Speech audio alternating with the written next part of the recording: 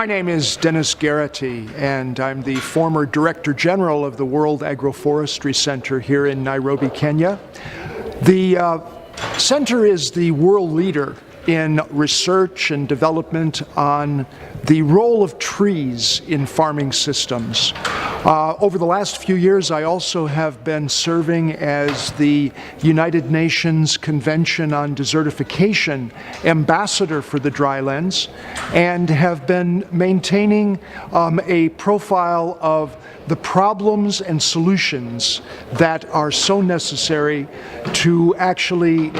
improve the lives and livelihoods of people around the world in the drylands of the globe.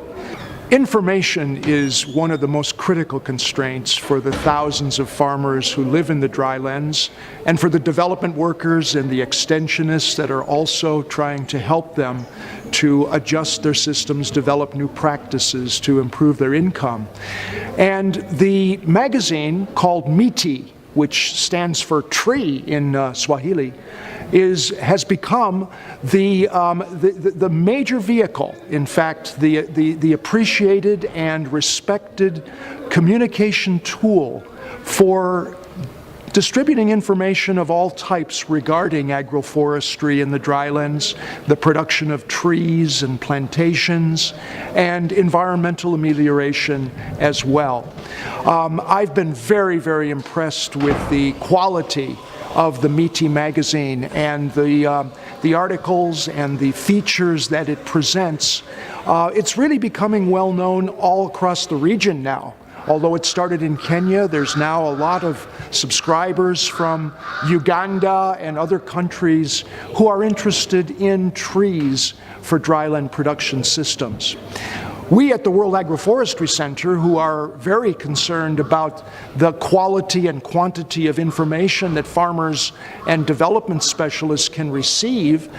find the MITI magazine a particular tool. And we often work together with the MITI publishers to put out new information through the articles and the features that they're publishing each month. So we really appreciate that magazine and its presence in the system. Indeed, the Better Globe Forestry Company and its operations here in Kenya have opened up new vistas for the way in which a private sector company can contribute to development in the drylands. We need a lot more of those kinds of investments where companies can, in fact, collaborate with the poorest farmers in the country in meeting joint mutual interests in producing more trees and building industries based on the wood produced as timber and as feedstock for furniture and other high-quality goods. One example of a tree species that has been pioneered, in fact, by the Better Globe Forestry Group is mukau, or Melia volkensi, which has been a species of great interest to our scientists here at the World Agroforestry Centre because it's an indigenous tree species here in Kenya, present throughout the drylands, and yet one which has received so little attention in developing its enormous potential as an industry in this country.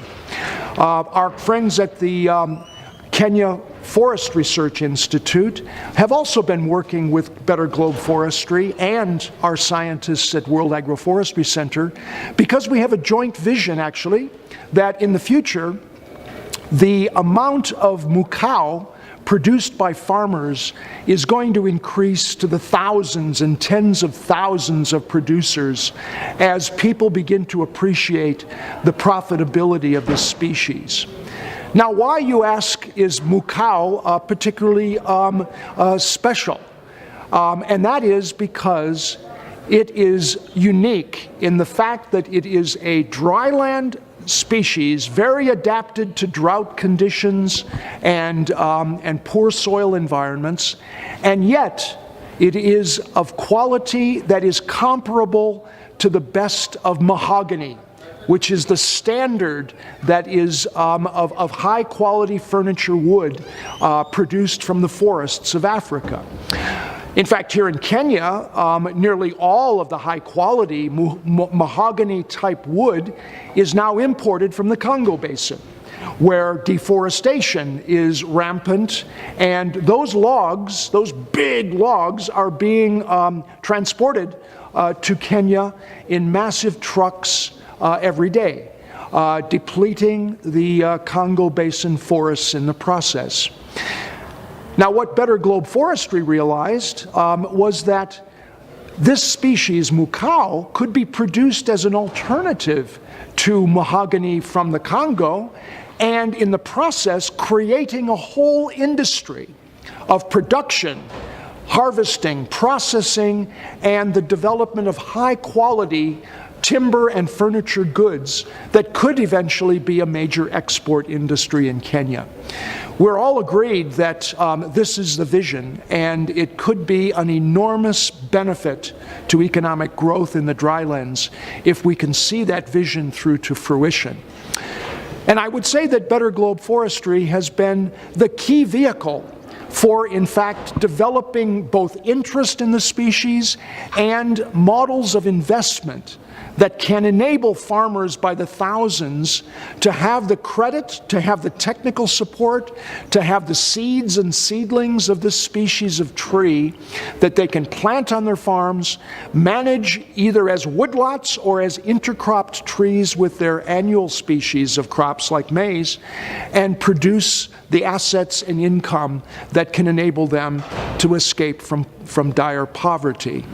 I think this is one of the big news stories of agroforestry in Kenya, and we look forward to continuing to work with Better Globe Forestry for the years to come as we see the potential growing for the development of mukau as a major industry contributing to the economic growth of Kenya.